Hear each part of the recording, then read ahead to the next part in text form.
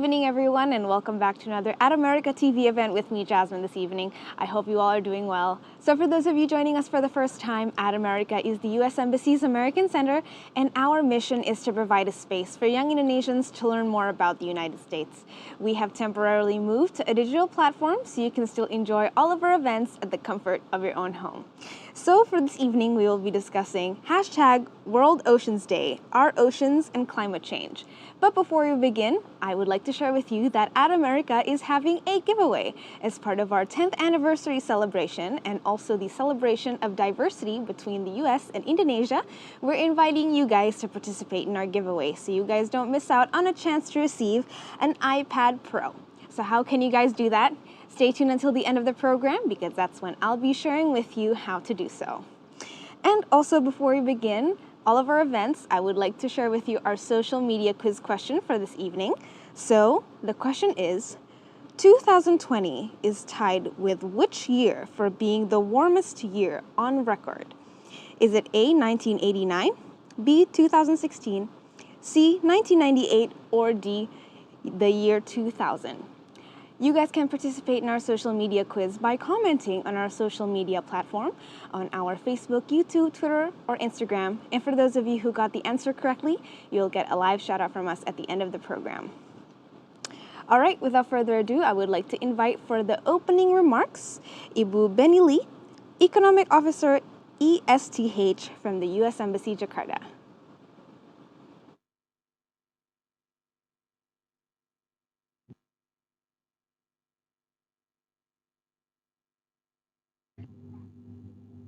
Hi, good evening from Jakarta, everybody. Ladies and gentlemen, thank you for joining us today. My name is Benny Lee, and I cover maritime and terrestrial issues at the U.S. Embassy in Jakarta. The U.S. is placing climate change at the center of U.S. foreign policy, diplomacy, and national security.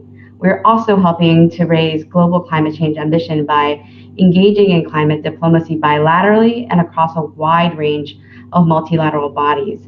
And there is no greater long-term challenge that we all face today than climate change. The impacts of rising temperatures affect every single part of our lives, from health, the economy, development, and the ocean is not exempt. The rising temperatures also impact the health of the water, which stops their ability to hold carbon. Nations like Indonesia, which are archipelagic, where the transit, jobs, nutrition, all of this revolves around the ocean, and they know this issue far better than others. Today, we have three speakers from the Indonesian Ministry of Marine Affairs and Fisheries, Oceanic Global, and Environmental Defense Fund to discuss how climate change not only impacts the oceans, but what are also ways to tackle this intersectionality. Also, a special thanks to our moderator from Divers Clean Actions, Witina Puspa Lestari, and Director General for Marine Spatial Management at the Ministry of Marine Affairs and Fisheries, Heru Rahayu, for their support. Thank you, and I hope you enjoy tonight's event. Thank you so much, Bu Benny, for the warm welcome. And now, for our next opening remarks, I would like to invite Bapak TB Heru Rahayu, Director General Marine Spatial Management, Ministry of Marine Affairs and Fishery. Distinguished panelists, participants, ladies and gentlemen, very good afternoon.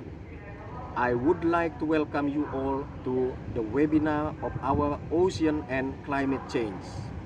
This online program is hosted by the United States Embassy to celebrate World Ocean Day 2021. The ocean, life and livelihood is the theme for World Ocean Day 2021, as well as a declaration of intention that launches a decade of challenges to get the Sustainable Development Goal number 14. Conserve and sustainable use the ocean, seas, and marine resources by 2020. Ladies and gentlemen, I would like to start my remark with a question. How many people aware that the ocean play an important role in the global system?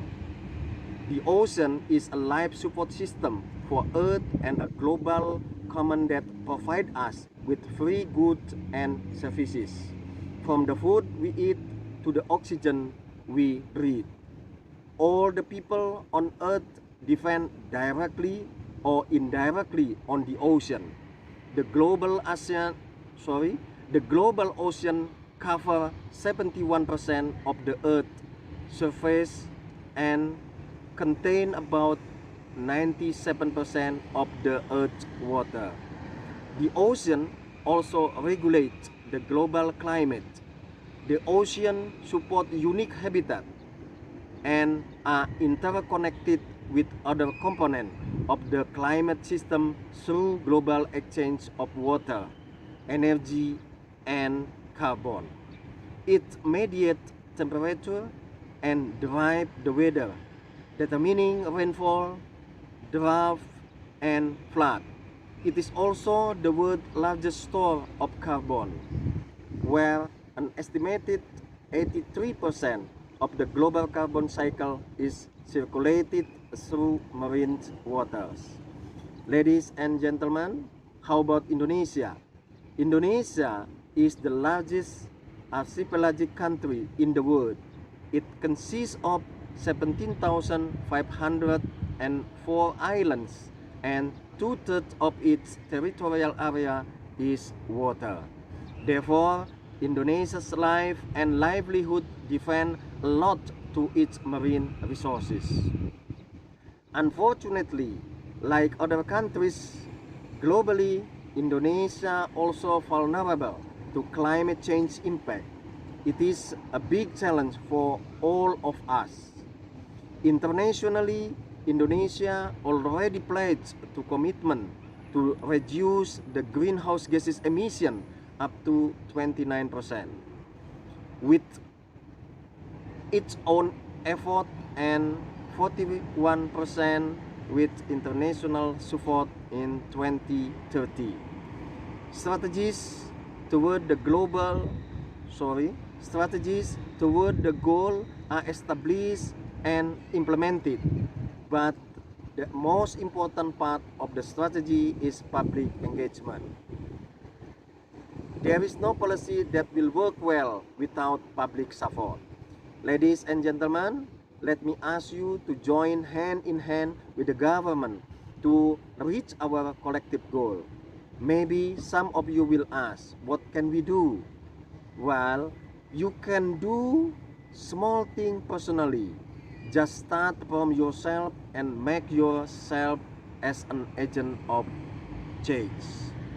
There are some simple actions that I believe can contribute to both keeping our ocean healthy and reducing the impact of climate change, such as: first, conserve and restore our coastal ecosystem. Mangrove and seagrasses are well known as blue carbon ecosystem, which can absorb and sequestrate the carbon even 4 times higher than the tropical forest do. Second, keep our ocean free of the debris and other pollutant substances. The health of the ocean will guarantee its sustainability in supporting our life. And the third, always use eco-friendly fuel in daily activities. These actions are simple yet effective. Remember to act from today, from yourself. Baby steps will bring us all to a giant step. Ladies and gentlemen, lastly, I wish you all to have a fruitful discussion. By saying Bismillahirrahmanirrahim, I officially open the webinar of our ocean and climate change. My God Almighty will bless our effort for a better ocean, better life, and better livelihood. Thank you. Thank you so much, Bapak Heru, for the warm welcome. And now to begin tonight's event, I would like to invite for the moderator this evening, please give a warm welcome for Mbak Switania Puspalestari from Divers Clean Action. Thank you. Hi, everyone. My name is Tenia. I'm the founder and executive director of Diverse Clean Action Foundation. I'd like to start by congratulating you all. Happy World Oceans Day, weeks, and even month. This is the third and last webinar of the World Oceans Day webinar series brought to you by At America and also supported by At Diverse Clean Action. I'm using my best batik that made from mangrove textile now because I'm so excited as the moderator for all the 3 sessions this year.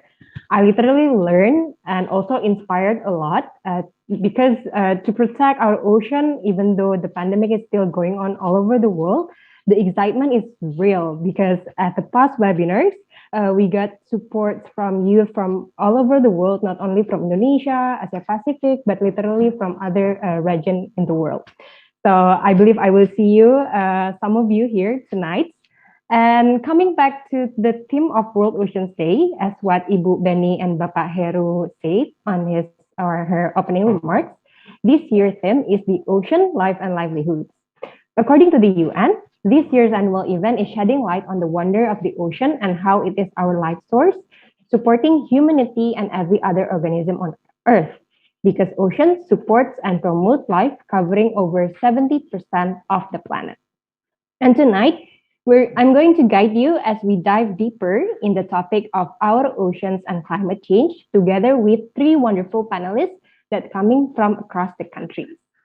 But before we hear more from the panelists, there are some housekeeping rules that I'd like to remind you all. Because this event is live streamed primarily from Zoom, but also are accessible from at America's Instagram and YouTube. For those of you who join through Zoom, please be know that all participants will be muted. Please use the chat box to interact and kindly keep it clean and polite. But for those of you who are coming from other platforms such as YouTube and Instagram, please comment your name, dash city or country, so we can know more about where are you coming from tonight. And for those of you who join through Zoom, please rename your participant's name with name, dash city or country. And all of these rules will be put inside the chat box. And then you can directly type your questions without waiting for the Q&A session. Please specify for whom the question is for and state the question clearly. 3 best questions will receive a DCA merchandise. And if you want to write the question in Bahasa Indonesia, because most of you are coming from Indonesia, it's totally okay. The committee will have to translate for you. The recording of this webinar will be on At America's YouTube channel, and there is no attendance sheet. But for those of you who need attendance certificate, kindly remind to email to info@diversecleanaction.org with your name, organization, and a screenshot of your attending the webinar. So we need the proof for you attending this webinar. So yeah, if you have any needs, please just chat it out. The committee will help you guys. Okay, so now as we are ready with all the rules applied, I'm going to say hi to all panelists one by one. First of all, we have Dr. Hendra Yusran Siri as the Secretary of Directorate General of Marine Special Management, the Ministry of Marine Affairs and Fisheries of Indonesian Republic. Hi, Pak Hendra. Hi, Tanya. How are you? Thanks. Thank you. Thank you for the introduction. I'm great. Hello. Yeah. Okay, so you are going to start the presentation right away? Yeah. I think, have you seen already my screen? Yes, we already saw your screen. Yes, thank you, Tanya. So can I start right now? So yes, as Tanya mentioned, that I'm the Secretary for Director General for Marine Special Management, and it's an honor to be in this very important meeting. So before I start, I would like also to mention that we have June is always a good month, not because of my birthday, but first, but also we have the Environmental Day. We have IUU IUU Fishing Days, and then we have the 8th of June World of Day, World Ocean Days, and then 9th of June is Coral Triangle Day. This is important for Indonesia. So I would like to start my presentation by mentioning that we have, as Pak Heru mentioned, that we are the big archipelagic countries. You can see that we have more than 17,000 islands, and then 2/3 of our area is covered by the ocean. So, and we have also the long coastline like that. And most of our regions, and especially for the city that the growing up city is coming from the coastal. So we have a 227 regions that have a coastal. So it's really big. We can see that we are an ocean nation. So we can say like that.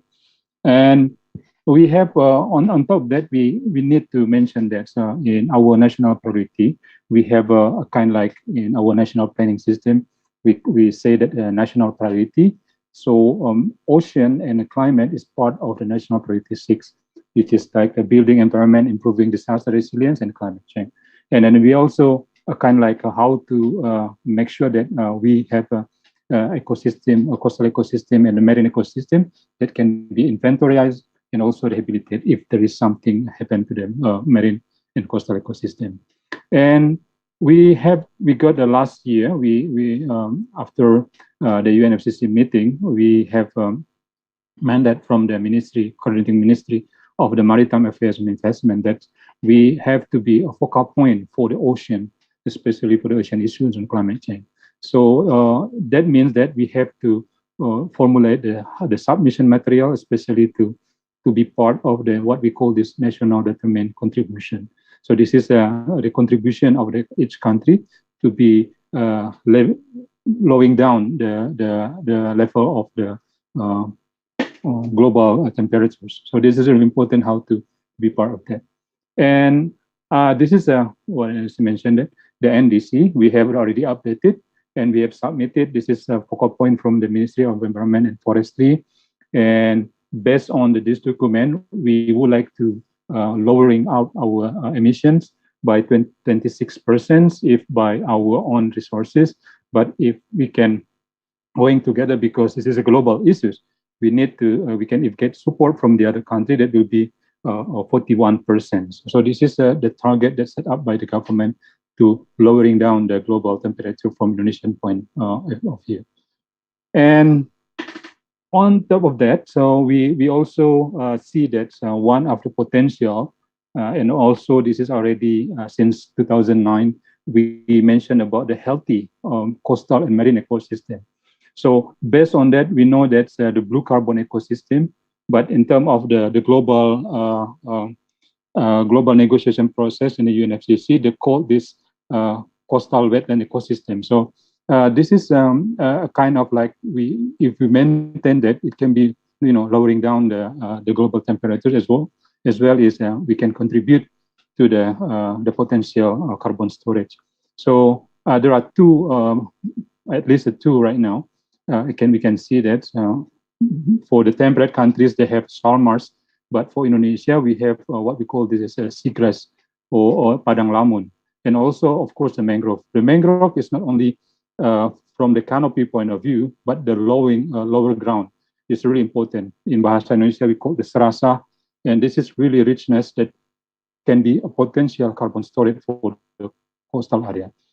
And this is also what we are working right now. So we try to working on the critical mangrove area, and based on the data from the Ministry of Environment, there are more than 637,000 hectares that needs to be fixed.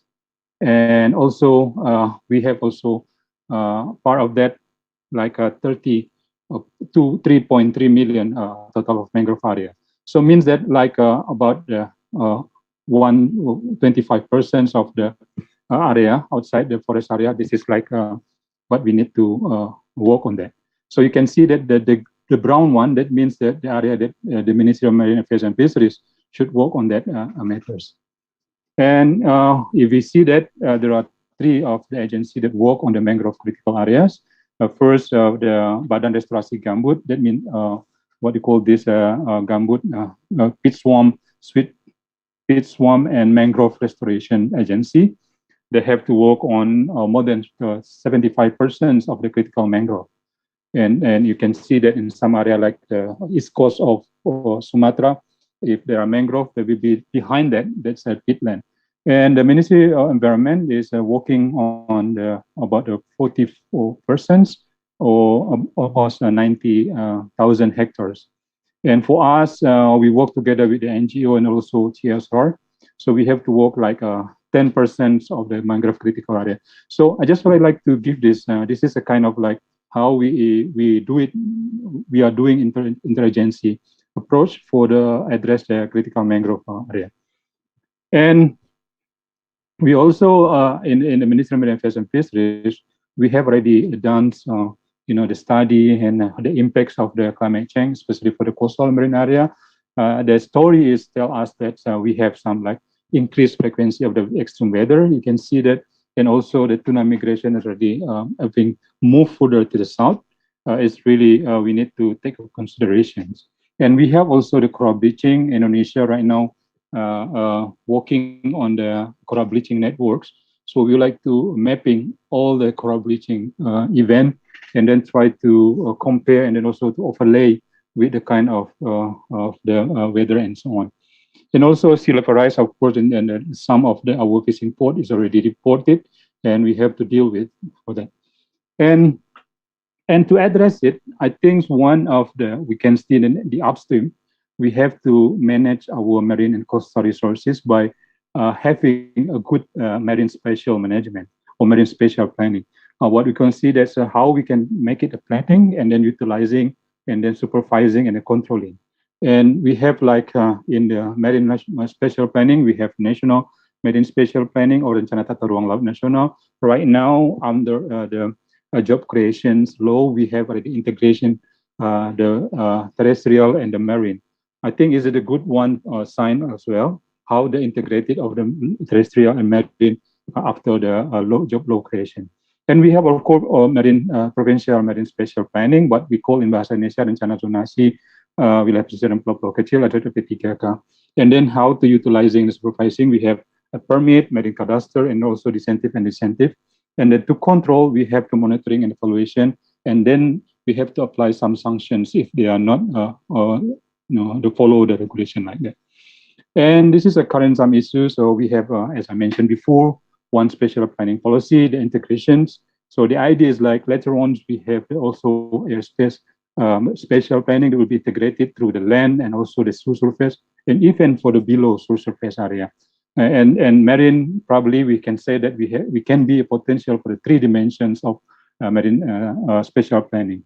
So it means that we have to simplify the regulation, especially for the marine spatial planning, and how to make sure that we be not not matching one of the other. So that's why we need to make sure that one regulation will cover both land and ocean-based spatial planning. And indeed, for that, to how to manage as in from the when we have a planning, we have marine protected areas. So marine protected areas, we have a strategy, and to do it, we can like a sharing plans, investment, and sharing responsibility. Means that we have to achieve the effective of 20 million hectares for marine protected area. And to do that, we have MPA Vision 2030. So this is a like collaborative work between the government, like in Marine Affairs and Fisheries, together with all the our friends from the national, from non-governmental organizations, and also from the interministerial representatives. So the idea, like I said, we need to increase the conservation area by 32.5 million hectares by 2030, and then also means that we have to manage this sustainability by effective implementations. Right now, we have the tools that we call EFICA, how to effectivitas kawasan, and there are 7 area of work. So from the how to integrate it, the regional social planning, regulation policies, collaborative communication platform, sustainability finding. This is really important, and also sustainable fisheries and tourism. And we understand that to achieve the 32.5 millions, we cannot rely only on for the marine protected areas, but we have to consider what we call this other effective area-based conservation measures. And we understand that on top of that, the human resources are really important. So we need to strengthen and also increase the human capacity for that. And to address some what we call this ecosystem, the blue carbon ecosystem, we work on that. We have a 3.31 million hectares mangrove, and some on good condition. So in good condition, in critical, we apply what we call this coastal protection by having the concrete or some building with nature's application by having like what do you call this hybrid engineering, we call in Bahasa Indonesia. So there are some like that. So structures we have also apply, especially if the sandy coast, we have what do you call this geomembrane textile that we apply, especially for some area of North Coast of Java. This is area that we need to concern because it is already degraded, and then we need to do some effective measure for that. And we also what we call this soft structures by planting. We call this a mangrove replantation, and also for the uh, coastal protection, what do you call this, a tree that's with the sandy beach, something like that. So, and then for the in 2020, we have already like that. So we almost replanted 3 million trees, and also we develop what we call this ecosystem rehabilitation learning centers in some part of area. So you can see that. So from the 2015, we have consistent to build what we call this PRPA, Pusat Rehabilitasi and Pembelajaran Ekosistem Pesisir in some area. And we predict that if we can apply a credit scheme mechanism later on, so the mangrove can be like that. Based on the KLHK already mentioned about the price of the mangrove carbon, and we predict that we can be like potential for the carbon credit like as before.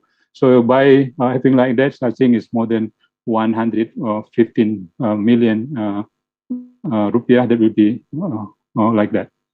Million, sorry, US dollar. So, and we have some mangrove replantation like that. So we have the field survey and seed preparation, planting, mapping, preparation and monitoring. And then during the COVID-19 era, we apply also what we call the cash mechanism for the community. So we apply that by having the communal work, and then we have also provided the cash delivery. And then we also to address the young generation by having a Sekolah Pantai. This is like informal school. We have a public awareness for the young generation, and then to maintain the maritime spirit, especially for the elementary school, not elementary school, for the junior high school and also senior high school. And this is applied like the 4A, so from the Amati, observe, analyze, and also ajarkan this and also action. So this is like from student by student and to student. So just like how we maintain the eager and also the spirit, the awareness for the young generation. And we hope this is a location in 2000 this year. We concern to Riau and Maluku, and we hope we can apply later on to the other area. And also we have ICRG. This is one of the we address the degradation, especially in the Bali. This is a really big job. So we also apply, address some of the economic impact by COVID-19, but make it, the people that lose the job to work on the coral reef, and then we have a build that, and then you can see that in the Bali already like that. And we have also like what we call the Vibahari, so village coastal village tourism, and then we have also like that. So how to make sure the sustainable way for the coastal livelihood for that. So by having like that, I would like to thank you. And then again, so of course, so we look forward to having your comment and also your question. And then I'm happy to share later on. So thank you, Tanya. I hope I still on the time that you provide. Thank you very much. Thank you, Pak Hendra. It was a precise time that you used, and also using that time to, describe everything from the situations, the problems, and also what kind of actions from the government that have been done. It's something that we really need to really start this webinar. Okay, now, before we jump into the question and answer session, we will hear more from two other panelists. So I'm going to move on to the second panelist, which is Kasia Patel.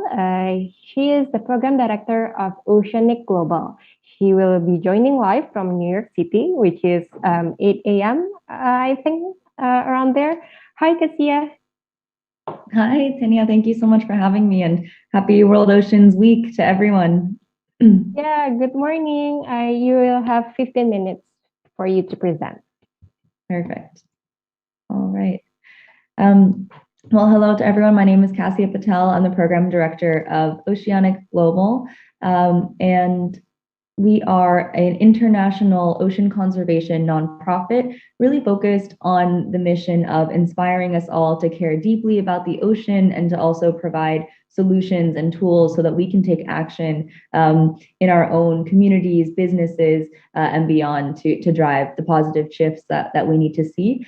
Today, I'll be really speaking more from a global perspective, and I'll also touch upon the United Nations World Oceans Day event that we helped to produce in honor of celebrating World Oceans Day and the theme of life and livelihoods, which has been so beautifully outlined throughout this session already. And then I will dive a little bit deeper into some of the work that we do specifically around tackling plastic pollution. And so dive more into that challenge and some of the solutions that we've seen and on a global scale, as well as how that can translate more locally.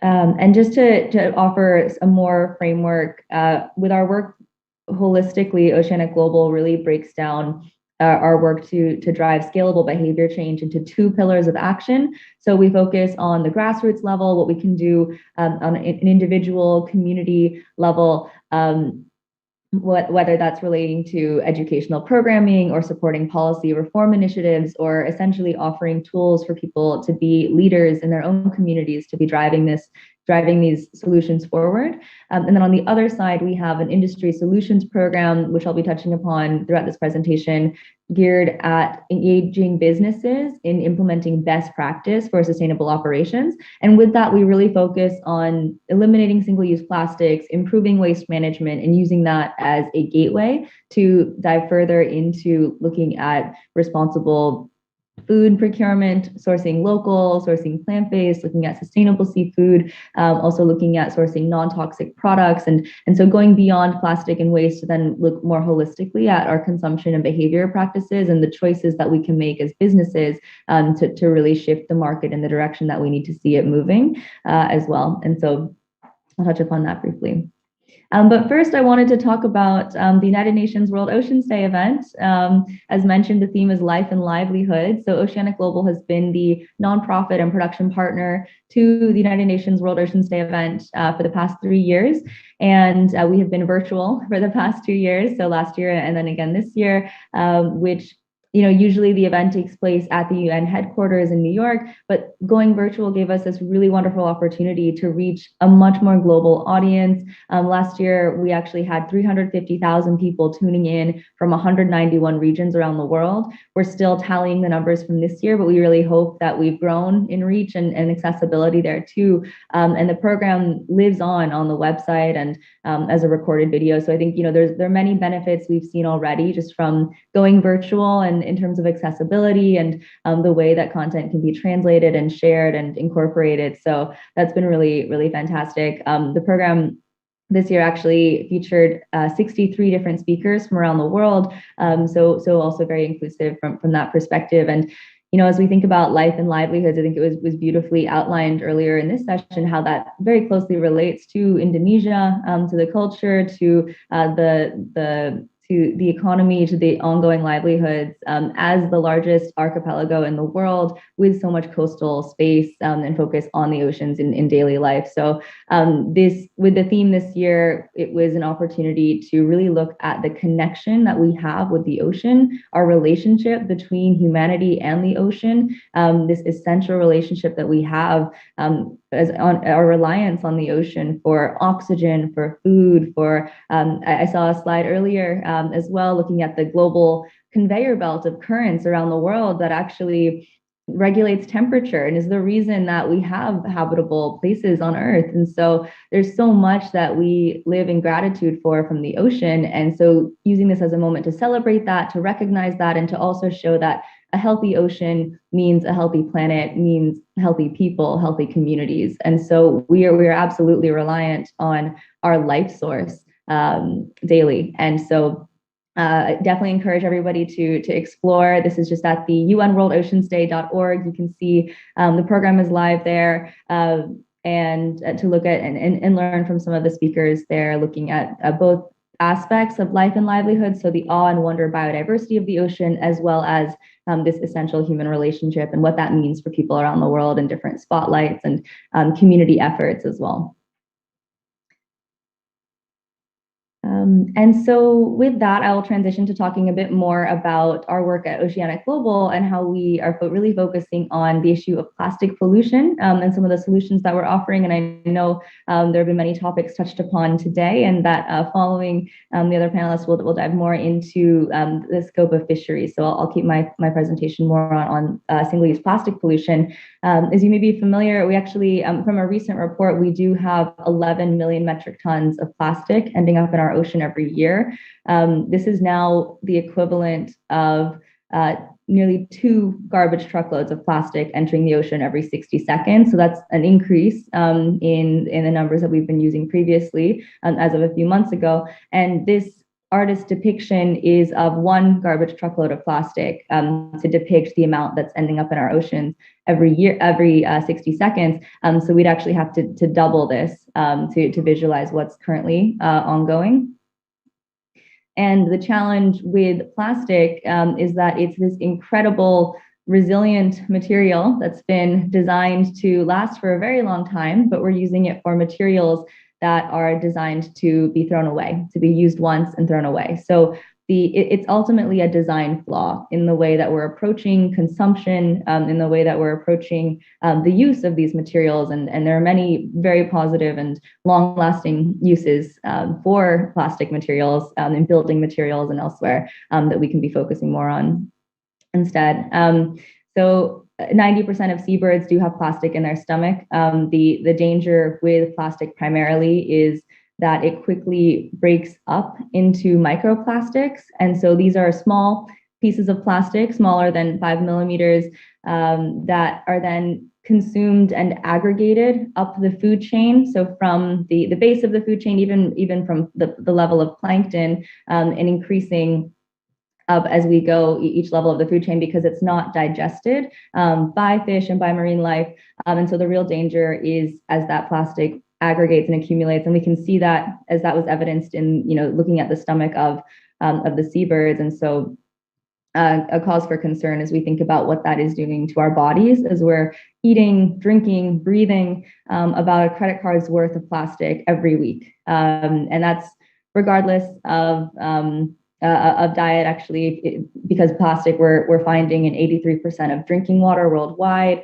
So it's also contaminating our water streams. We've also seen plastic in produce. It's in beer. It's in sea salt. So this is the more of the downer side. But I'll be really quickly transitioning to solutions and to what we can be doing and taking action. And this is a problem that maybe is especially witnessed firsthand by coastal communities, particularly those in Indonesia and elsewhere, where you can see the plastic in the ocean. You can see how it's washing up on shores and how this plastic is coming from around the world. It's truly an international and global problem. Our oceans are a very shared space, and we see that the same is true of the challenges that we're facing as well. So in terms of the way that we take action, the way that we approach this, I mentioned we have 2 pillars of action at the individual community level as well as at the industry level. So more at the community level is where we focus on educational programming, ways that we can change our own lifestyle practices and behaviors. But then at the industry level is where we're engaging with businesses to help them make those better choices and to shift away. With relation to businesses, we primarily work with restaurants, hotels, stadiums, music festivals, office spaces, and beyond to help these businesses, venues, events eliminate single-use plastics and improve waste management. So ideally to adopt and find plastic-free practices, and with the concept of scalable behavior change, then thinking about how if we're able to shift the practices in a space and to shift the operations of a space, hopefully that will inspire all who walk through that space to think about their own lives and how they can be incorporating that into what they do. We also focus a lot on the tourism industry in particular, where people and travelers do hold quite a strong identity with the places that they travel to, with how they show up when they travel as well. And so thinking about how we can shift the expectation for tourists and for guests and for visitors to also play a part in achieving these solutions and in showing up in ways that are respectful and responsible as well when they're exploring these spaces, when they're going to the beach, when they're traveling through a country as well. So we do have these different industry-specific focuses as I was kind of walking through, and then also it's a very global program. So I'll show the map in just a moment on the businesses that we're engaged with, and in each case we really adjust to the local context and situation with relation to available waste management infrastructure, what solutions are available, how can we support local solutions, and to really create more of a localized supply chain, which I think we're feeling particularly from this past year of the pandemic, the need to and the reminder to be able to rely on local supply chains and to support businesses and communities that we're physically in as well.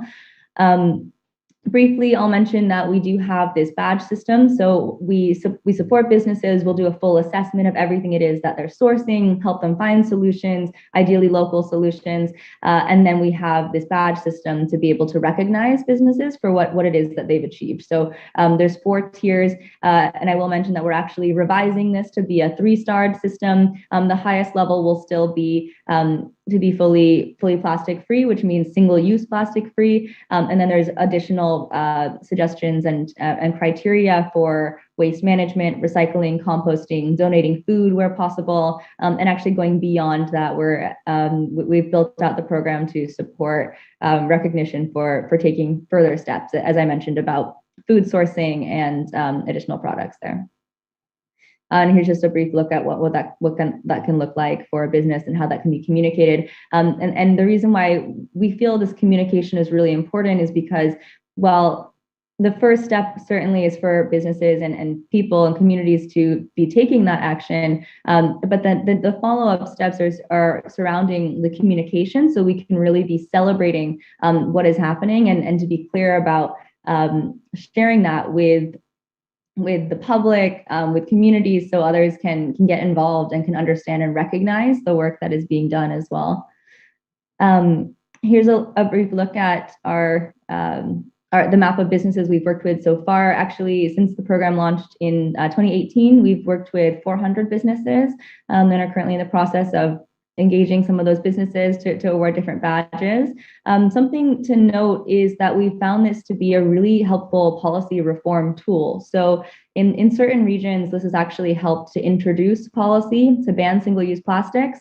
For example, in New York, where we're headquartered, we originally began by supporting the introduction of the straw bill to ban single-use plastic straws, which has just finally been voted into effect as of a few weeks ago after a long push. And so we were able to support the city council in that mission by working with getting 100 businesses to eliminate single-use plastic straws, find solutions, and to show that businesses are able to do this, that there are solutions on the market for this.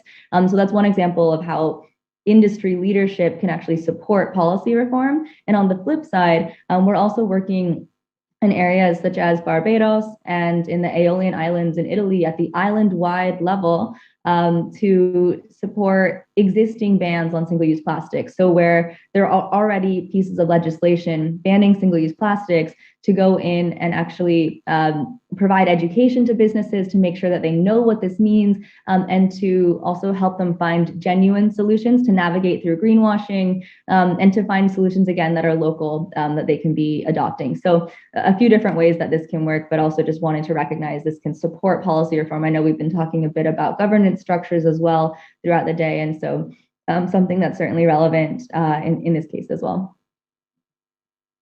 I will just give a brief mention too that we created in partnership with communities around the world, industry leaders, food safety experts, and other nonprofits who are focused in this space, COVID plastic-free reopening guidelines. And it's a library of resources. We had some information just about the truth, what do we know about COVID and how it spreads, and how that relates to single-use plastics, and how can we still be promoting responsible practices such as using reusables and refill stations. What are the safe ways to make that feasible and possible?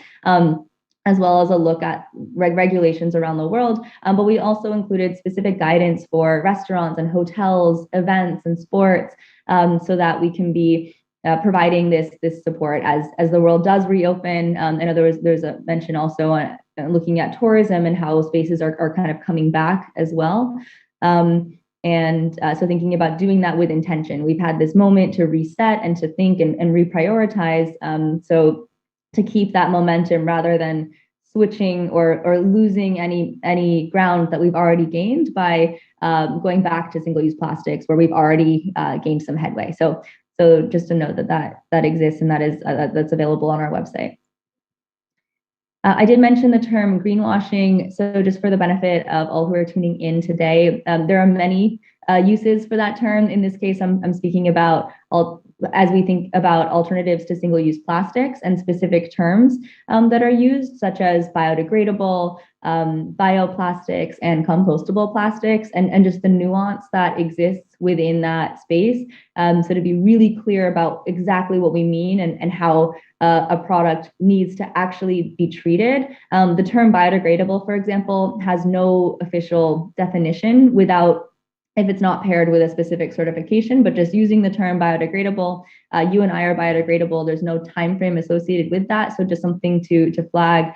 So really important just to look in detail at these claims and how these materials need to be treated so that we're not creating new challenges as we look to solve our plastic pollution crisis. That's wrapping up my presentation on our industry solutions program. If you're interested, please do feel free to reach out and explore on our website. Here are some examples of educational infographics that we also share just more at the individual level. How can we be driving this change ourselves? Every person, no matter what walk of life or industry or focus, has the capacity to be a part of the solution and to be a part of finding these solutions. And it can be as simple as everyday things like bringing your own reusable water bottle. But we're seeing already how that's growing into a whole global movement and shift in awareness and the way that we think about consumption and relating to each other. So also just wanted to note some of the other work that we're doing on the policy side. So this is in the U.S.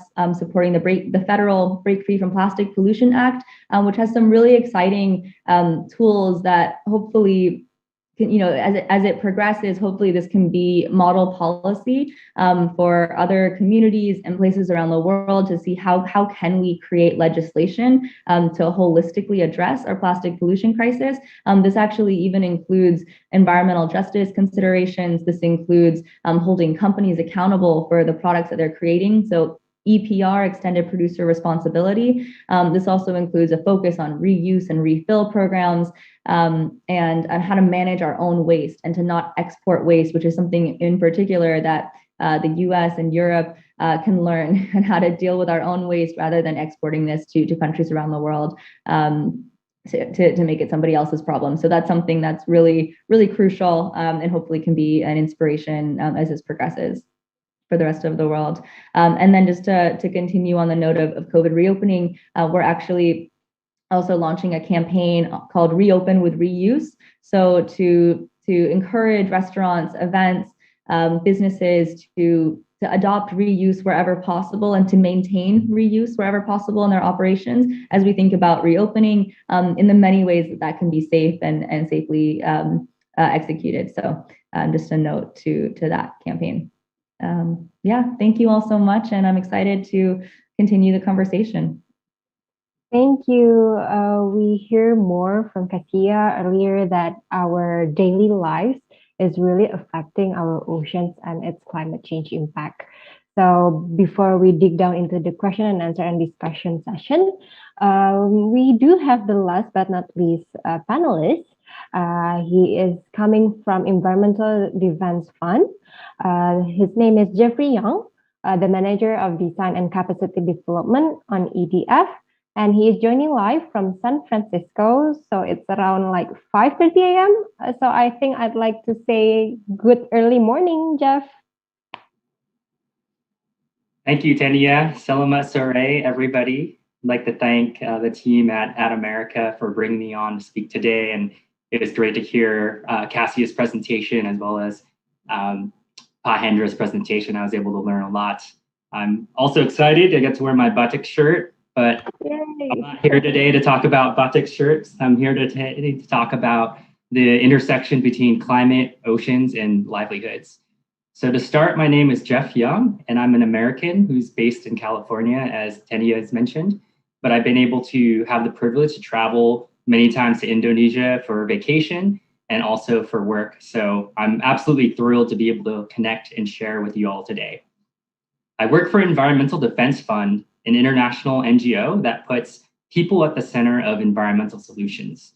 So at the core of all our work, we help integrate science and economics, but we also try to really consider human needs and incentives and find ways to leverage incentives to motivate people towards positive change, whether it's working with farmers to improve their farming practices, working across industries and with companies to improve their energy efficiency, raw material sourcing or logistics, or in the case of my work, working with fishermen to manage the resources.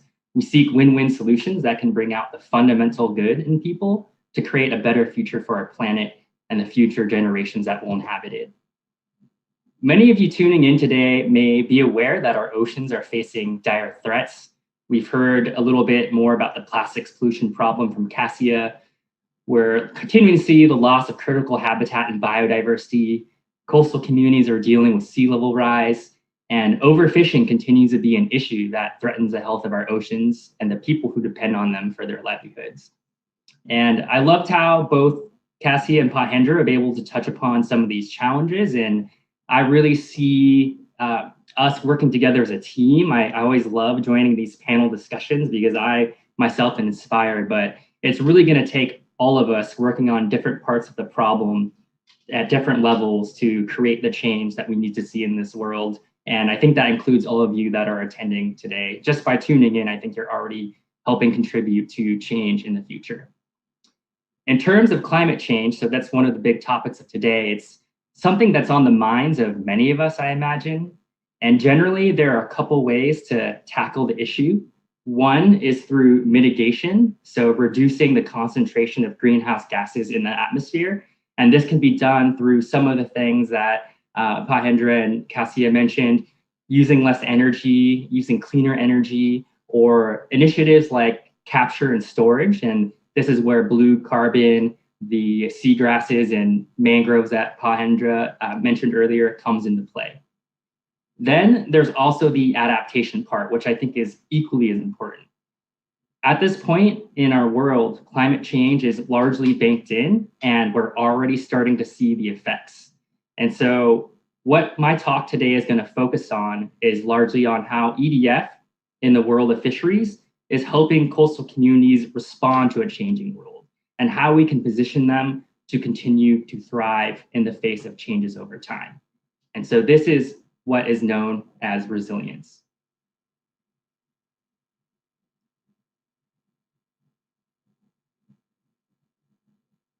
So I'm going to talk a lot today about seafood. So how many of you enjoy seafood? Maybe you like going out for sushi.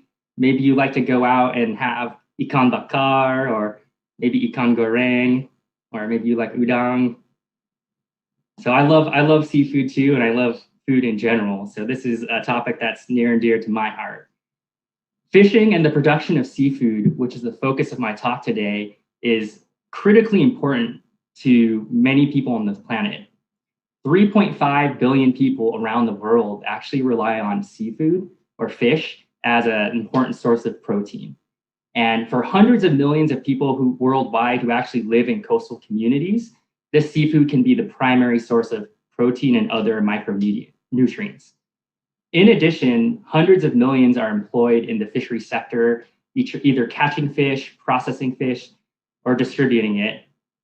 And again, in many of these coastal communities, especially in like places like Indonesia, there might be limited alternative forms of employment or food. So the tendency can be really, really high in some places. And fisheries and the ocean are very, very important to Indonesia And I think this is why many people working on ocean issues around the world, Indonesia is always part of the equation. In terms of seafood, Indonesia is the #2 fishing nation in the world. And being archipelagic is home to some of the world's richest biodiversity. And so it's really clear that that oceans play a critical role in the lives of people in Indonesia. However, the health of our oceans is facing great threats. When the health of our oceans are threatened, so is the well-being of the people who depend on it, the peoples whose livelihoods depend on there being a healthy resource. And again, this is particularly important to those who have limited alternatives and access to alternatives. And even before climate change, or even independent of climate change, overfishing has been one of the greatest threats to the health of the ocean. Over the past half decade, with increasing global trade, technology advances in fishing gears, boats are getting bigger and are able to go out longer and farther and catch more. We've seen steep declines in global fisheries in terms of the abundance of fish in the ocean. In addition, the gears being used often can cause habitat damage, and so or catch things that fishermen don't want to catch. So there are significant impacts to marine biodiversity and habitats as well. And I'm going to provide a little bit of an overview about how overfishing occurs, just as a primer for folks who are less familiar. So when you have a fish resource or any living marine resource, you start with a population that grows, reproduce, and these fish are either eaten or caught by natural predators or human predators. And the beauty of marine and natural resources, when I think about it and take a step back, as opposed to farming or other forms of human food production, is that when given the right conditions, nature does its thing. Like, we don't have to do anything. If we just let the fish chill a bit, they'll reproduce, grow, and provide for us. And we don't need to invest money, time, or energy or effort. We just have to go harvest it. So in theory, it's such a beautiful thing. But the fundamental nature of fisheries is what makes it challenging. And fisheries are often known as an open access resource. They're just out there in the water, and without any regulations or laws, anyone can go out and get them. So you might imagine if you were a fisherman and it's a family feed, you might go and grab a boat, catch some fish, and feed your family, sell some extra catch. And then maybe other people see that this is a good opportunity to do the same. So they go out and grab a boat and they feed their families, make some money too. And this is all great. This is wonderful. But at a certain point, for any group of people who are fishing and any fish population, there's a tipping point where the population of fish can no longer support the amount of fishing that's happening. So when that happens, you start to get the same amount of fishermen competing for less and less fish. To stay in competition, maybe you have to fish longer, get a bigger boat, maybe use more destructive gear. And so this further worsens the situations, and this is what usually causes overfishing. But in reality, when we think about the fishing community and fishermen, they're not waking up in the morning with the intent of destroying or harming the ocean. Like, no one has that intention. But often it's the system that they're in that may cause them to exhibit certain behaviors that have negative impacts. And so what can we do about this? There are solutions, and there are ways to make it work, make providing food and income for people possible while preserving the long-term health of the oceans. And management is the key to the solution. And when you think about managing a resource or managing fisheries, in my opinion, it's less about managing the fish and more about managing the people. Again, we got to understand what are the needs and conditions of the fishing community and how to consider these or integrate these into the design of rules and regulations. In addition, it's important to bring together different stakeholders. It's great to bring in the scientists to help them or have them help figure out what the health of the resource is in doing stock assessments, collecting data, things like that. It's important to bring in the government to help figure out what the rules can be and to lean on them for resources to implement management. It's also important to bring in the fishing community, like I said, to understand their needs, learn from them. They're out on the water all the time, and they really are the ones that may have the answers. They're on the water, they see what's happening, they know what's going on. There's importance of bringing in industry and NGOs as well to convene all the different stakeholders and facilitate information sharing. And I would say that here in Indonesia, there's been tremendous progress in the realm of fisheries management. Pak Hendra talked a little bit about all the different marine spatial planning efforts. And I know at a national level, there are trawl bans, outlawing of foreign fishing fleets, and setting aside already vast amounts of marine areas as protected areas. So there's already a lot of collaborative efforts and promising initiatives between governments, university scientists, and local communities, and favorable legislation that I think sets the stage for a better and better future here in Indonesia.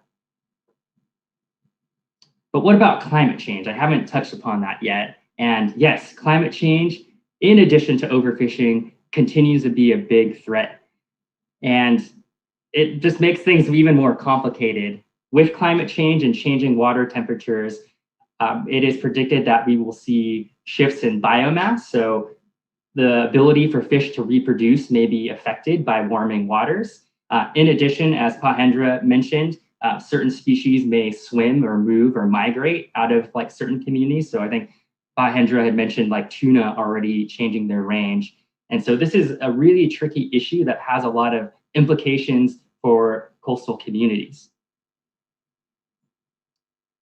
In addition, coastal communities already know about climate change and are starting to see changes.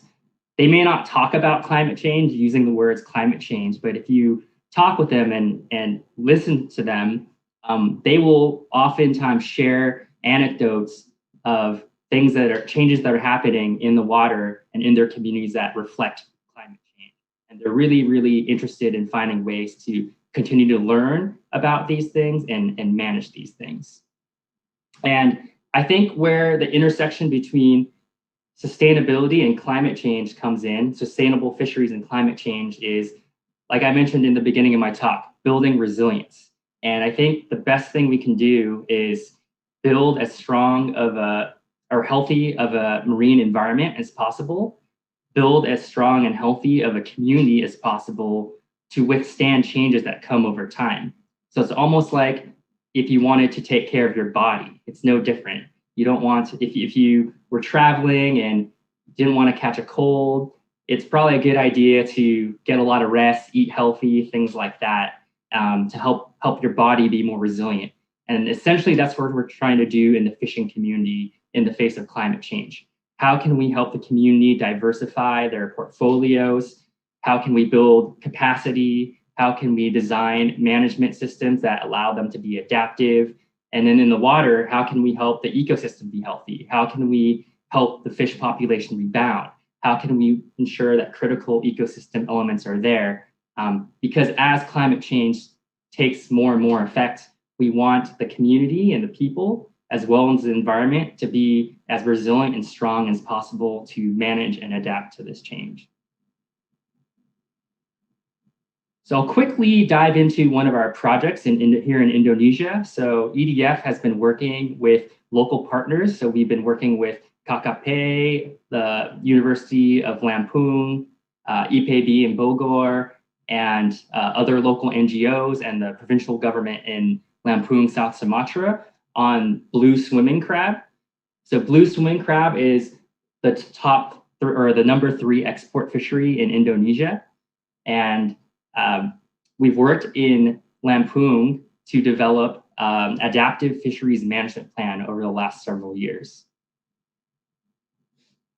And in this process, we were able to bring together diverse stakeholders. So again, bringing in the fishermen, getting to hear from and learn from them, understand their needs, bringing in government scientists and scientists from academia to better understand what is the life history of blue swimming crabs, what is the health of the resource, and what are the things we know about the health of the resource. We're able to bring in the crab processing industry, APRI, to better understand what their challenges and limitations were. We're able to bring in government as well to help understand how to integrate new management efforts into existing management. And over the course of a couple years, we've been able to co-design an adaptive science-based management plan, which allows empowers fishermen to collect data and for a multi-stakeholder management committee to meet regularly to set goals, set rules, collect information, and then adjust over time. So this is a concept that's called adaptive management, and it's one of the most powerful tools that can position people to adapt and manage to climate change over time, as well as meeting their short-term objectives of providing a healthy fish stock and securing enough, being able to catch enough crab and fish to support their incomes. And so overall, in the face of climate change, as I mentioned, it's super important to build resilience, both on the water and in the communities. This is what we're working on in Lampung. This is what we're working on around the world. We need to help the community invest resources in alternative livelihoods, build capacity.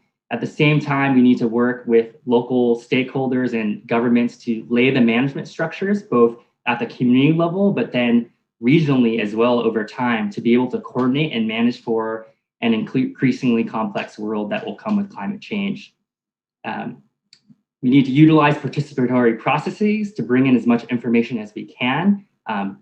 The eyes and ears of everyone, not just scientists, but other stakeholders, people from industry, people from the community, can help us design the best solutions to that we can adapt over time. And we don't have all the answers now, but I think with this structure, bringing everyone together, setting the foundation for adaptive management, we can work together to better navigate towards a brighter future. And I think in this way, we'll be in a better position to meet the needs of people and the environment in the face of a changing climate. Thank you. Terima kasih. Thank you, Jeff. What a wonderful presentation as you gave us the perspective of a CSO that really contributes on the grassroots level on making sure how the community should be resilient for the climate change impact. Okay, so I think there's a lot of questions that are already coming inside the webinar. The committee already selected some. So without further ado, I think I will just start to ask all of the panelists here to turn on the camera and then we can all the participants see all of your face because I'm going to ask the questions. I think I'm going to choose one question for each panelist, but if other panelists wants to add some answers on that, please feel free to do so, okay? So I think I already choose one question coming from Twitter. It's from @Torantula. The question is, are tourism do more bad or good for our ocean? In what way? Maybe you can also elaborate on the preparedness of the upcoming tourism boom once the pandemic is over. I think I'm going to address this question to Pak Hendra from Indonesian MMAF. Please feel free to answer it, Pak Hendra.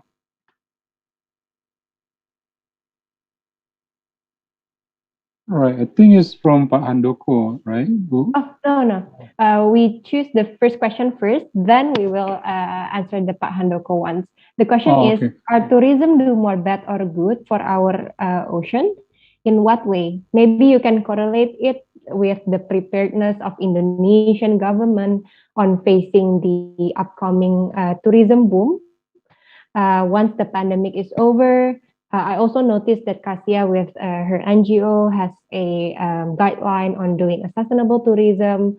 Maybe you can share a little bit about how tourism do bad or good in Indonesia in terms of climate change and ocean conservation, Pak Hendra. Right. I think like this, Tanya, I have to respond for that. First, in terms of, because when we enjoy the coral reef and so on, I think is that growing up in Indonesia right now, we have also applied the Greenfield Initiative. We have part of the Greenfield Initiative in some area. And I think is this is the way we encourage, especially the dive operator and also what you call this tourism operator, not to make it a mass tourism for that, but make it like unique and also give the special experience for that. And for us, Kenya, that we have also the Dewi Bahari. Dewi Bahari is like we encourage and then we also to develop the destinations, tourism destination. But when we develop the tourism destination, the village should be on the basis for the sustainable and then also the apply the ecological. So we would like to apply the ecological friendly for the when we develop destination. How we develop that, because we understand that the carrying capacity and then also in Bahasa Indonesia daya tampung, how the carrying capacity to be developed, we need to consider when we apply for the tourism. And some of like the tourism activity, I just have explained one example. We give how the tourism also give the good intention, and also of course there are some the negative, but the example like we have the Apar Park, the mangrove in Pariaman. This is a kind like the city, the forest in the city of the Pariaman. And also it's good because now it's growing to, because everybody understand that the importance of the mangrove ecosystem, and it can be also enjoyed like kayaking and so on. And of course, as you are a part of that initiative, dive clean up, and the problem of all the plastic is really, we need to consider. That's why our minister, when visited the Apar Park when the inauguration last week, is highly, highly highlighted the message we need to consider about the plastic, what do you call this, plastic garbage. So that we need to do. So I hope I cannot generate like a bad or not bad, but I can give the some perspective like that. So of course we work on that, and of course the mass tourism in one way can be give the revenue for the coastal community, but we need to consider the carrying capacity. I hope I answered that the question, as Tanya. Thank you. Yes, you answered well enough.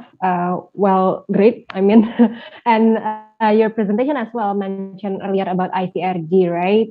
The government trials to make sure that we can coral plant to prepare for the future tourism sector as well. Thank you, Pak Hendra. Jeff, Cassie, do you want to add like 1 minute feedback on that question?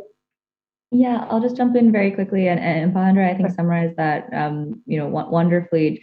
The concept of, I guess, the sector of tourism can be very complex in both the positive and negative impacts, and so balancing those is really important. I love the term Pahendra used in carrying capacity, so not overloading a space, and that also relates to how many people are traveling through a space as well. There's certain limits that that the Earth has as well that are important to keep in mind.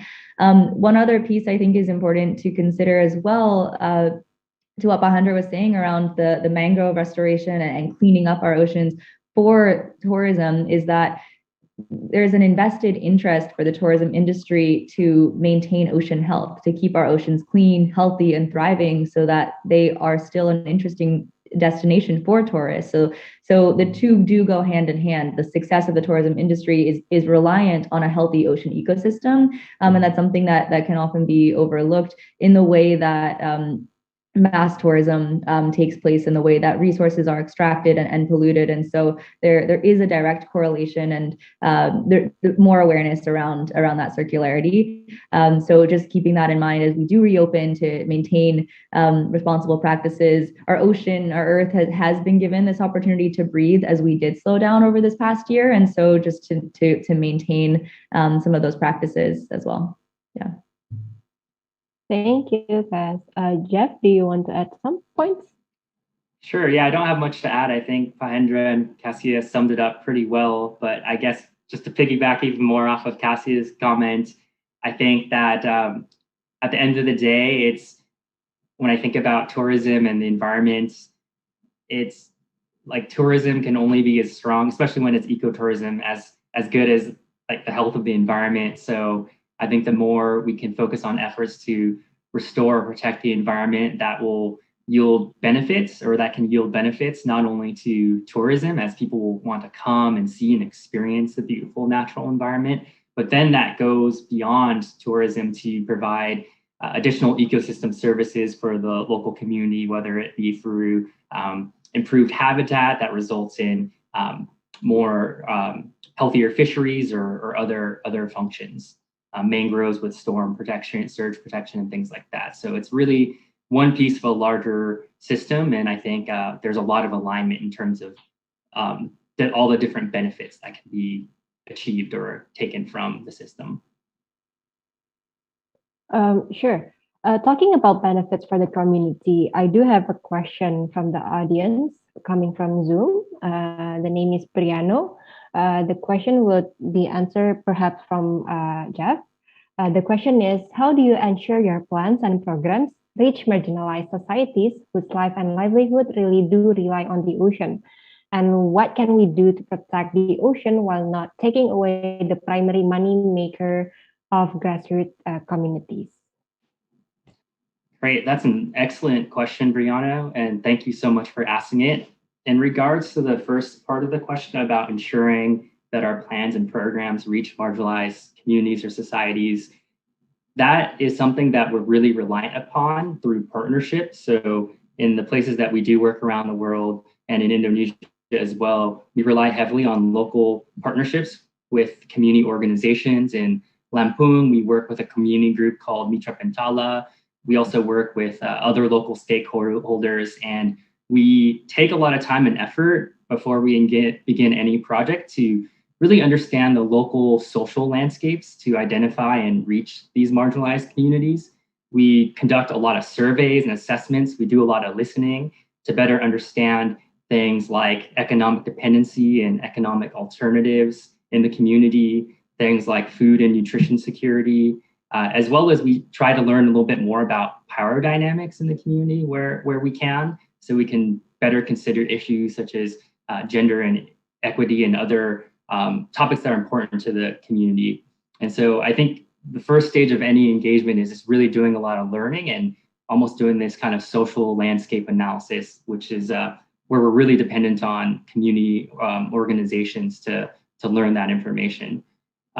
In regards to your second question about protecting the ocean while not taking away the primary moneymaker, I think that's a great question that you have there. And yeah, I feel like sometimes people might feel that there's this trade-off between livelihoods and protecting the environment. But I think with careful enough thought and design, you can find a way to create complementary benefits. So for example, I think Hendra was mentioning efforts to improve environmental health and sequester carbon through things like blue carbon in mangroves and restoring seagrass beds. And a project like that, I think, can bring benefits to the community in those projects themselves. If there's some sort of voluntary carbon market that can get set up, that can help create benefits for the community. But even beyond that, I think restoring the ecosystem can provide environmental benefits as well that the community can and planet can benefit from.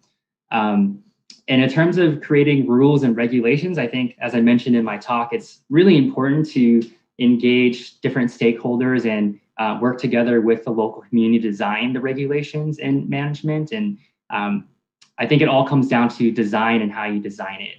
And if you're able to create some clear goals with the community in mind, then I think that you're going to be able to more effectively design or implement a solution that can help benefit them and their livelihoods, but also benefit the environment. Thank you, Jeff. I think it's pretty complete, and I will give the chance to add some details. But while you are answering the next question for the other panelists, because we have short on time, so I'm going to move on for the next question coming from Instagram at OMG She Spoke. The question is, we have been celebrating World Oceans Day for years now. How has this celebration changes or boost the awareness towards ocean sustainability? Which area of protection should be campaigned more in your opinion? Maybe Cassia can answer this, as you already worked together with the UN for the past 3 years. Yeah, absolutely. Thank you for that question. And as I prefaced earlier with the introduction of the virtual aspect of the event, the event itself, just looking at the United Nations World Oceans Day event, that certainly directly led to broader reach and engagement and spreading of these really important messages from community leaders and entrepreneurs and governance structures to show what is being done around the world, as well as characterizing the challenges that people are facing, making it personal. And I think that's what this year's program really did focus on, to make it personal and accessible to a general audience. In Indonesia, the ocean is so front of mind, but also to share this with like people in countries that are landlocked, in places where the ocean maybe is not felt in their daily lives, to offer a reminder and a point of connection with this massive heartbeat of our planet as well, to just understand how we're connected to it, even if we're not physically on the ocean. I think that's an easier connection to draw when we do live on the coast. So all that to say, I think that the traction has certainly been gaining. We've never heard more about other communities and companies and spaces celebrating World Oceans Day than this year, which is wonderful that it's entering into more of the mainstream dialogue alongside Earth Day. Of course, the ocean is 70% of our planet, and it is a majority of creates a majority of those ecosystem services that Jeff was referencing as well. So it's exciting to see this broader awareness. In terms of specific campaigns, it is really challenging for us to focus on just one thing. I think, as everyone's kind of mentioned today, everything is so interconnected, and that's actually kind of the point. That's why it's so exciting to look at the ocean and our interconnectivity with the ocean as well, keeping in mind that a healthy and thriving ocean ecosystem also caters to and is a part of a healthy and thriving terrestrial ecosystem as well. And there are many cases when we look at mangroves and coral nurseries and fish nurseries as well, where that directly relates to the health of the coastal ecosystem as well, whether that's the forest or grasslands or prairies, whatever it might be, whatever is running off into the ocean. There was a question in the Zoom chat for those that are not in this Zoom around agricultural runoff, and that is a source of pollution and how that's impacting the ocean. So just a reminder that everything is so interconnected. It's hard to choose one thing and one campaign. And that's actually why, as a global platform for United Nations World Oceans Day, we have not chosen one call to action, because these issues are so complex, and whatever sector or field you're in and that you're focusing on is really valuable. And one thing that we love to share is just everyone has their own superpower, whatever it might be. If you're a teacher, a designer, a communicator, a mother, a father, you have an incredible capacity to be a part of this movement wherever it speaks to you. And so I think that keeping that openness is really, really important. So hard for us to choose just one specific focus. And with my Oceanic Global hat on as well, I know that we do focus primarily on tackling plastic and waste. And that's something that we've seen as a wonderful gateway behavior change to then discuss and think about other actions we can be making in our own daily lives. So we see that as a way to begin. Yeah. Thank you, Cassia. Okay, so the time is ticking. I do have one last question that I'd like to ask for all three panelists. Maybe you all can answer directly and also concisely for 2 minutes for each. The question is coming from Zoom, from Antonio Wirman L.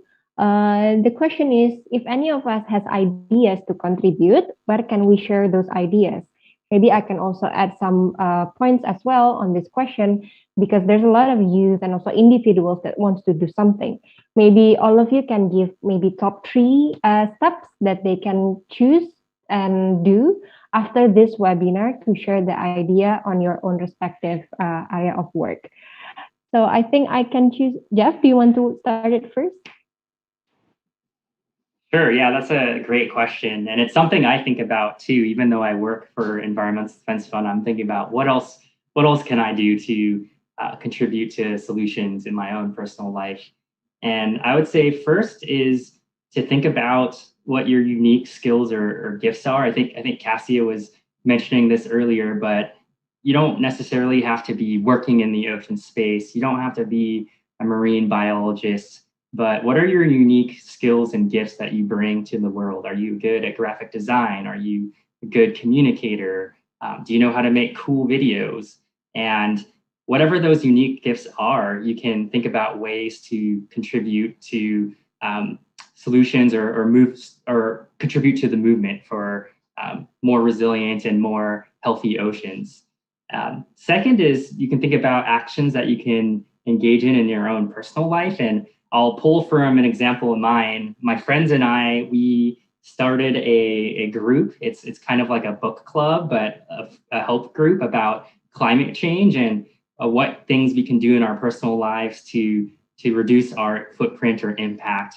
And everyone researches a different topic, and we meet every other week and we present on things like transportation or food. And it's just a place for us to share great ideas as well as support one another. So I think there's a lot of change that can be imparted and generated just through our own daily actions. So I think that is another great way to engage. And finally, if there are any interest in engaging with EDF, if you have some cool project idea related to fisheries, I think my email might be available somewhere, but you can feel free to get in touch and we can discuss further. But I think just by being here and showing up tonight, taking time out of your Saturday night, you're already contributing to positive change. So thank you. Thank you, Jeff. Before we go to Kasi, I think I'm going to Pak Hendra first. Pak Hendra, you can elaborate on what individuals or youth can do in terms of protecting our ocean and its climate change impact in Indonesia. Maybe you can also give a shout out because I hear some people on @Seas asking as well about what's your program on the Arafura Seas. You can answer it for 2 minutes, Pak. Thank you. Right. Thank you, Tanya. I think we have several programs. So I can say that in terms of the DG that concern on marine, so we are probably 90% of our main job is dealing with like on ocean, coastal, and also small island, more than 90%. So that's why for the youth who like to involve that, so we have a program like we call this Sekolah Pantai Indonesia, or we have a compact program. So the compact program is like komunitas penggerak konservasi. The idea is like how we maintain the people surrounded the conservation area and still give benefit for them by having access, like not to destroy the conservation area, but just to enjoy the ecosystem services from the conservation area. So we have a compact, and then we have an 8 of our unit, technical implementation unit in Padang, in Denpasar, in Kupang, the work on that, so on the ground. So it can be like, can be correspondent with them, and also can be, directly to contact us for the. We encourage the youth, especially young generation or millennial generation, to work on marine and also to increase the awareness how the importance of the ocean and coastal. And this is we have also plenty of program, and then some of our directorate deal with the young generations, and we have also opened our marine heritage gallery, Kenya, for those who want to access that, to have some what we call this like a seminar or just awareness for the young generation. We have rooms in our building. We call the Marine Heritage Gallery. That's very cozy and a very relaxed environment there, so you can enjoy that. So yeah, we also encourage the millennial generation so to for using the social media, just like to info. We have monitoring social media, and then I encourage my colleague to give like competition how to we encourage the awareness on the ocean and coastal. I think I hope I don't limit 2 minutes. Thank you, Stenia. Thank you, Pahendra. I've been to the gallery that Pahendra mentioned. It was great. I really recommend for those of you who live nearby Jakarta to hop on in the MMAF office. So Kasia, your closing statement as well as answering the same question. Yeah, absolutely. I think in terms of reaching out or sharing ideas, please feel free to check out our website, oceanic.global, www.oceanic.global. There's contact information there, so you can reach out if you'd like to get involved or to share your thoughts. We are building a global community of ocean advocates and leaders around the world, and so would love to hear from you and to work with you. And I think the other piece, I know I was speaking quite a lot about daily practices, daily behavior shifts that we can make in our own lives with relation to cutting out plastic pollution. I think all of that applies. I also, I know I mentioned as well, tapping into whatever your passion or power might be, and just thinking more holistically around that. So every choice that we make every day does have impact and does have whether consequences or benefits on those around us, as well as our non-human friends and community that we're surrounded by constantly. So just thinking through that, whether it's diet, whether it's plastic, whether it's the way that you are traveling, transporting. So finding empowerment from that rather than feeling overwhelmed and feeling that, as an individual, we do have the capacity to be shifting these practices to support businesses that you believe in as well. So with relation to tourism, to do a little bit of research and to think about what are these hotels and resorts doing? Are there resorts that are doing it better, that are communicating about what they're doing, that you can support by visiting, right? By going to those places, by going to coffee shops that let you bring your own reusable coffee mug as well. So there's ways that we can reward and support businesses that are taking these steps by celebrating them, and also just giving direct feedback by quite literally, whether it's on the website or in person, to say thank you for what they're doing. And that goes quite a long way as well in the world of hospitality and tourism, to just have that communication. So those are a few things I'd like to add, but it's been an absolute pleasure, and I've learned so much truly from everyone on this panel and in the preceding presentations as well. Thank you, Cassia. Yeah, I'd like also to add some points that in Indonesia, a diverse clean action platform in social media, also a part of the Global Alliance of Sustainable Ocean Alliance, or SOA, where we are really open for ideas, inputs, feedbacks, and also collaborations for those of you, whether individual or communities, that can work together towards a cleaner oceans and also a sustainable future for the ocean. So that's being said, I'm going to apologize if there's any mistake while I'm moderating this session. And also I'd like to say thanks to Pak Hendra, to Cassia, to Jeff. Thank you for early morning there. And also Pak Hendra for the late night in your Saturday evening for joining this discussion. I hope everyone is learning a lot. So I'm going to give back the session to the At America team. Thank you.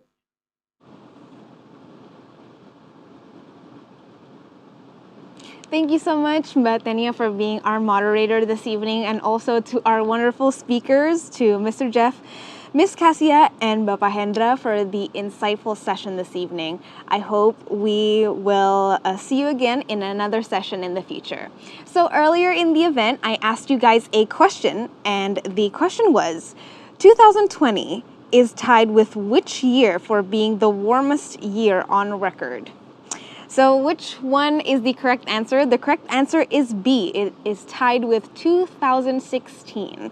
So shout out to our winner for this evening from Instagram at Nico Sudira. For those of you who would like to join our social media quiz next time, you guys can tune in from the beginning of the event, because that's when we'll be sharing our question. And also earlier in the event, I shared with you that At America is having a giveaway as part of our 10th anniversary celebration, and also celebrating the diversity between the US and Indonesia. We are holding a giveaway, so you guys don't miss out on a chance to receive an iPad Pro. So how can you guys participate? You guys can go to the link below at atam.tv/mask2unmask for more information. Now, how can you develop an awesome idea at an awesome place like At America? It's really easy. You can just go to our website at www.atamerica.org.id, select Create a Program, and go to Collaborate with us. All proposals coming to us will be reviewed, and your event might be featured here soon. And while you guys are on our website, don't forget to subscribe to our newsletter so you guys don't miss out on our updates sent straight to your inbox. We won't spam you, we promise. And don't forget to follow us on our social media for fun content, event updates, and many more. Hope you have a good evening, and see you at the next At America TV event. Bye-bye, everybody.